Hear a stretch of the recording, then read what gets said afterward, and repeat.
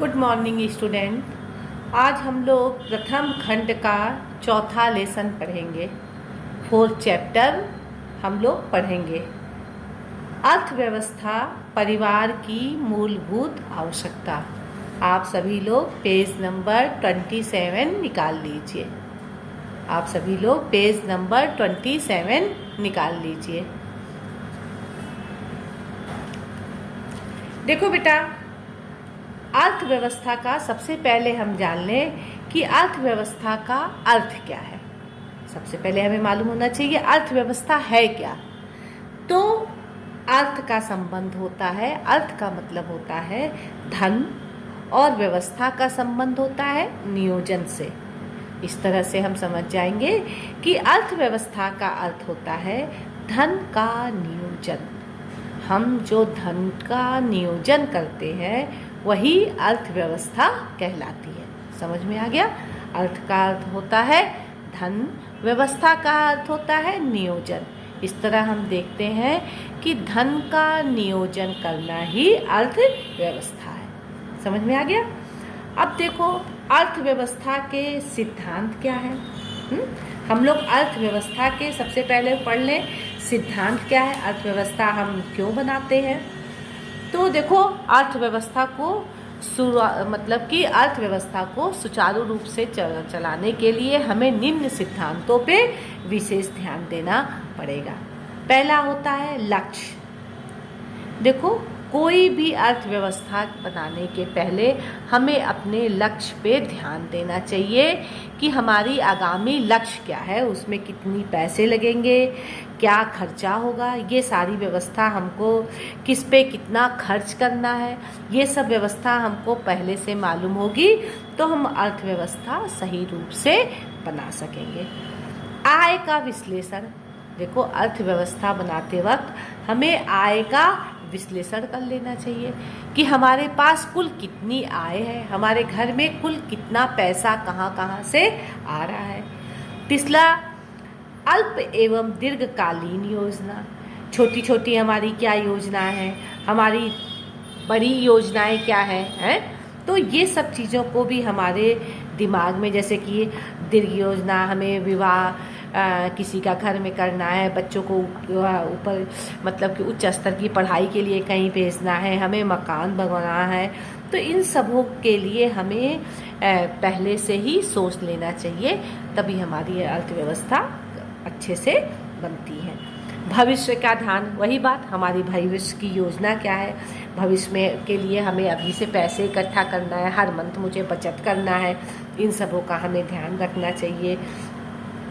छोटी छोटी योजनाओं को प्राथमिकता देनी चाहिए। जैसे परिवार में अनेक छोटी छोटी योजनाएं होती हैं जिन्हें महत्वपूर्ण समझना चाहिए। उनके पूर्ति नहीं होने पे क्या होता है, परिवार में असंतुष्टि फैलती है, इसलिए इसका भी हमें विशेष रूप से ध्यान देना चाहिए। संतुष्टि, अर्थव्यवस्था बनाते वक्त हमें ये भी ध्यान देना चाहिए कि परिवार के लोग हमारी व्यवस्था से संतुष्ट हों। तो इस तरह से हम देखते हैं अर्थव्यवस्था की क्या कहता है, कौन कौन से सिद्धांत हैं। अर्थव्यवस्था बनाते वक्त हमें किन किन बातों का वो करना चाहिए। तो लक्ष्य, आय का विश्लेषण, अल्प एवं दीर्घकालीन योजना, भविष्य का ध्यान, छोटी योजनाओं को प्राथमिकता, संतुष्टि। अब देखो, कुशल अर्थव्यवस्था एवं उसकी सफलता। कुशल अर्थव्यवस्था कौन सी कहलाएगी और हमारी कैसे हम समझेंगे कि हमारी अर्थव्यवस्था कुशल है। तो देखो, पहला है बचत। गृह अर्थव्यवस्था में बचत का महत्वपूर्ण स्थान होता है। बचत बनाते समय यदि बचत का ध्यान नहीं रखा जाएगा तो हमें आकस्मिक व्यय, बीमारी, उपहार आदि को मतलब कि कोई भी काम करने में कठिनाई होगी। अगर हमें अचानक कोई ज़रूरत पड़ जाए या कुछ हो जाए तो हमारे पास बचत नहीं होगा। इसलिए कुशल अर्थव्यवस्था वही कहलाती है जिसमें बचत का प्रयोजन होता है। बचत का सदुपयोग, गृहिणी को चाहिए कि हमारे बचत का सदुपयोग करें, उससे हमारे शेयर, बॉन्ड और जिससे कि हमारा जो जमा पैसा, बचत पैसा जो है उसमें बढ़ोतरी हो, ऐसा काम करना चाहिए।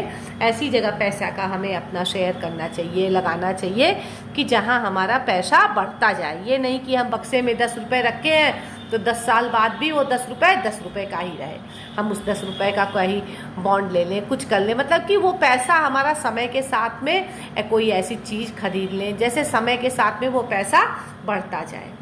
आय व्यय में संतुलन होना चाहिए, है कि नहीं। धन को व्यय करने के सिद्धांतों का पालन किया जाना चाहिए, है। गृहिणी को ये भी ध्यान रहे कि आय के अनुसार ही हम धन का व्यय करें। आय में वृद्धि का प्रयास करना चाहिए। आवश्यकताओं का क्रम बना लेना चाहिए कि कौन सी हमारी सबसे ज़रूरी आवश्यकता है, कौन उसके बाद है, कौन उसके बाद है, तो इसका भी ध्यान देना चाहिए। खरीदारी का ज्ञान होना चाहिए कि बाज़ार में ऐसा तो नहीं कि मोल भाव करना आए, कहीं हम ठगा ना जाए, कहीं हम कम पैसे में काम चला सकते हैं, तो ये सब चीज़ों का भी ध्यान होना चाहिए। अब देखो, अब तुम्हारे लेसन में दिया है कि परिवार, इसमें फिर आया है परिवार। परिवार क्या है, परिवार किसे कहते हैं? तो देखो बेटा, परिवार किसे कहते हैं? परिवार वह इकाई है जहाँ पे परिवार वो जगह होती है जहाँ पे माता पिता दादा दादी बच्चे और सभी एक छत के नीचे एक घर में रहते हैं और उनका रक्त से संबंध होता है, ब्लड का संबंध होता है, वह परिवार कहलाता है। अब हमें परिवार की क्यों आवश्यकता पड़ती है, हैं? तो कहते हैं कि मनुष्य की इच्छाएं जो है असीमित होती है। बच्चा जन्म लेता है तब से लेकर बुढ़ापे तक आवश्यकता कभी ख़त्म नहीं होती है। एक आवश्यकता पूरी हुई नहीं कि दूसरी आवश्यकता जन्म लेती है। तो आवश्यकता पूरा करने के लिए मनुष्य आर्थिक प्रयास करता है। यदि उसके मतलब कि अगर वह उसके पास आवश्यकता नहीं होगी तो वो क्या करेगा कि धन कमाने का प्रयास नहीं करेगा। तो कहते हैं कि परिवार की आवश्यकता क्या है। तो देखो, ये इसको हम इस तरह समझेंगे कि परिवार की आवश्यकताएं, तो देखो हर मनुष्य की इच्छाएं असीमित होती हैं बेटा। एक इच्छा पूरी नहीं हुई, जैसे समझो हमारे पास साइकिल है, साइकिल नहीं है, साइकिल आ गई, उसके बाद कुछ दिन के बाद ही मन होगा कि अरे साइकिल नहीं, स्कूटी होनी चाहिए। स्कूटी आ जाएगी तो फिर कोई और चीज़ लगेगा कि अरे हमारे पास तो क्या था, स्कूटर होना चाहिए। तो इस तरह से हम देखते हैं कि इच्छाएँ कभी ख़त्म नहीं होती हैं, इच्छाएँ बढ़ती जाती हैं। तो परिवार की आवश्यकताओं को पूरा करने के लिए हमें प्रयत्न करते चाहिए। अब देखो, परिवार की अगर पूछें, परिवार की मूलभूत आवश्यकताएं कौन कौन सी हैं, परिवार में कौन कौन सी आवश्यकताएं हमें पड़ती हैं, तो देखो सबसे महत्वपूर्ण आवश्यकताएं होती हैं रोटी, कपड़ा और मकान। ठीक है, तो इसको हम इस तरह समझें कि परिवार की आवश्यकताओं का हम 3 तरह से वर्गीकरण करते हैं। जैसे अनिवार्य आवश्यकता, दूसरा आरामदायक आवश्यकता, तीसरा विलासतापूर्वक आवश्यकता। तो देखो, अनिवार्य आवश्यकता में आपकी बुक में भी दिया हुआ है, ऐसे देखिए। अनिवार्य आवश्यकता में भी सबसे महत्वपूर्ण जीवन रक्षक आवश्यकता। इसमें जीवन रक्षक आवश्यकता में क्या आता है? रोटी, कपड़ा और मकान। इसके बिना मनुष्य जीवित नहीं रह सकता है। दूसरा है कार्य रक्षक आवश्यकता। दूसरा क्या होता है? कार्य रक्षक आवश्यकता। तो कार्य रक्षक आवश्यकता, यह आवश्यकताएं मनुष्य को उत्तम स्वास्थ्य के लिए होती हैं। यदि मनुष्य का स्वास्थ्य ठीक रहेगा तभी तो उसमें कार्य करने की क्षमता बढ़ेगी। तो इसलिए कार्य रक्षक, कार्य क्षमता मतलब कि मनुष्य को अपने उसके अनुसार सब पौष्टिक आहार इत्यादि लेना चाहिए। प्रतिष्ठा रक्षक आवश्यकता है, कुछ ऐसी आवश्यकता होती हैं जो हमारे मान सम्मान के लिए आवश्यक होती हैं। कुछ ऐसी आवश्यकता होती हैं कि जो हमारे मान सम्मान के लिए आवश्यकता होती हैं, जिन्हें हमें अपने प्रतिष्ठा की रक्षा के लिए पूरा करना पड़ता है। जैसे लड़की की शादी हो गई, कभी हमारे यहाँ किसी की मृत्यु हो गई तो उसका भोज करना, अतिथि सत्कार करना, जन्मदिन करना, ये सब जो है करना हमें ज़रूरी है। हमारे प्रतिष्ठा, हमारे मान सम्मान का प्रश्न हो जाता है। हमारे घर में बच्चा हो जाता है, उसकी पार्टी करना है, तो इस तरह से बर्थडे करना, ये सब प्रतिष्ठा रक्षक आवश्यकताएं होती हैं। आरामदायक आवश्यकता, अब देखो आरामदायक आवश्यकता क्या होती है बेटा, तो देखो मूल आवश्यकताओं की पूर्ति के बाद परिवार में कुछ आवश्यकताएं ऐसी भी होती हैं जिन्हें पूरा करने के लिए परिवार के सदस्य सुख का अनुभव करते हैं। ये आवश्यकताएं अनिवार्य नहीं होती हैं, मतलब बहुत अनिवार्य नहीं होती हैं, लेकिन इनकी पूर्ति बिना मनुष्य जीवित तो रह सकता है। जैसे ये ऐसा नहीं है कि बहुत अधिक ये ज़रूरत होती है लेकिन पूर्ण संतुष्टि नहीं प्राप्त कर सकता है। उसका जीवन निश्चित रूप से मतलब कि ऐसी आवश्यकताएं जैसे घर में पंखा होना, गैस का चूल्हा होना, फ्रिज होना, ये सब आरामदायक आवश्यकता होती है। इसके बिना मनुष्य का काम चल सकता है, लेकिन मनुष्य को मतलब कि जीवन में ये सब चीज़ों की आवश्यकता होती है, अनिवार्य होता है ये। अब तीसरा होता है विलासतापूर्व आवश्यकता। तो विलासतापूर्व आवश्यकता में क्या है, कई एक सुरक्षात्मक आवश्यकताएं हैं, हानि रहित आवश्यकताएं हैं और हानिकारक आवश्यकताएं हैं। देखो कुछ आवश्यकता सुरक्षा की दृष्टि से आवश्यक होती हैं जैसे इनकी आवश्यकता की पूर्ति के विशेष अवसर पर व्यक्ति अपनी सुरक्षा करता है जैसे कि सोना, चांदी के आभूषण, रिवॉल्वर, बैंक बैलेंस आदि, ये सब चीज़ों में आता है। हानि रहित आवश्यकता, कुछ आवश्यकता जो ऐसी होती है जैसे कि समाज में अपना उच्च स्थान बनाने के लिए मनुष्य को कुछ ऐसी आवश्यकताओं की पूर्ति करनी पड़ती है जो मनुष्य पर बुरा प्रभाव नहीं डालती हैं, जैसे कार, कीमती कपड़े, बंगला इत्यादि।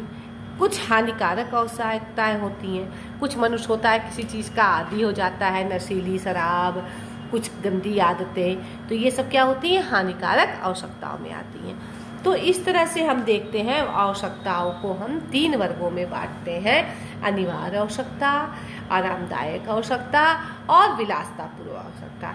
अनिवार्य आवश्यकताओं में जीवन रक्षक आवश्यकता, कार्य रक्षक आवश्यकता, प्रतिष्ठा रक्षक आवश्यकता आती है और विलासतापूर्व आवश्यकताओं में आ जाती है सुरक्षात्मक आवश्यकता, हानि रहित आवश्यकता और हानिकारक आवश्यकता। अब देखो, अब तुमको पढ़ना है कि आवश्यकताओं की पूर्ति का किस तरह से हम जाने कि कौन सी आवश्यकताएं सबसे ज़रूरी है, कौन सी आवश्यकताएं उसके बाद है। तो इसमें बताया है आवश्यकता पूर्ति का क्रम बताया है, आवश्यकता कैसे हम करें। तो पहला भोजन पे ध्यान दें, फिर वस्त्र पे, फिर आवास पे, फिर स्वास्थ्य पे, फिर शिक्षा पे, फिर 6वां क्रम आता है चिकित्सा का, 7वां मनोरंजन का, 8वां विलासता का, 9वां कार्यकुशलता वर्धक, 10वां आकस्मिक व्यय या बचत। लास्ट में जो भी होता है हम उसमें देख के सारे खर्चे निकालने के बाद जो पैसे बचते हैं उनको हम अपने आकस्मिक व्यय के लिए बचा लेते हैं। तो इस तरह से हम देखते हैं आवश्यकताओं को हम इस क्रम में मतलब कि कर सकते हैं। भोजन, वस्त्र, आवास, स्वास्थ्य, शिक्षा, चिकित्सा, मनोरंजन, विलासता, कार्यकुशलता और आकस्मिक व्यय।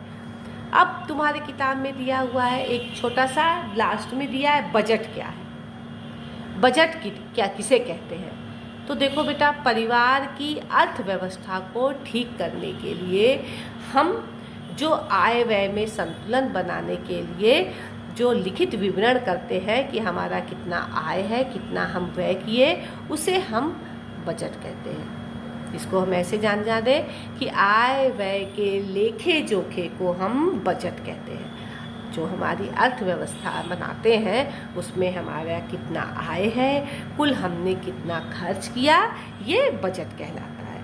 ठीक है, पारिवारिक बजट परिवार के आय व्यय का मोटे तौर पे एक अनुमान होता है जिसे हम बजट कहते हैं। ठीक है, आप लोग को समझ में आ गया हुआ बेटा। अब तो मंडे से आप लोग का 19 तारीख से स्कूल खुल रहा है। आप लोग अगर ऑनलाइन पढ़ाई में कुछ समझ में अभी तक नहीं आया, उसको एक नोट जगह लिख लीजिएगा। वो स्कूल में आकर के जैसे जैसे आप लोग को समय मिलेगा, आपके पेरेंट्स अनुमति देंगे, आप सब लोग आकर के उसको क्लास में हम लोग से अच्छे से समझ लीजिएगा।